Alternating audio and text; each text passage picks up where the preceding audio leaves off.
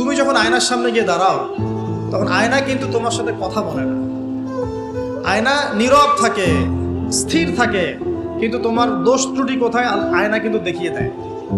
মনে করেন, বোঝাচ্ছি, মনে করেন আপনার গাল কেটে গেছে, আপনি আয়নার সামনে দাঁড়িয়েছেন, আয়না কিন্তু আপনাকে বলে দিবে না এই যে তোমার গাল কাটা, এই ছেলে তোমার গাল কাটা, হ্যাঁ এই মেয়ে, এই ছেলে তোমার এই সমস্যা ওই সমস্যা, বলবে?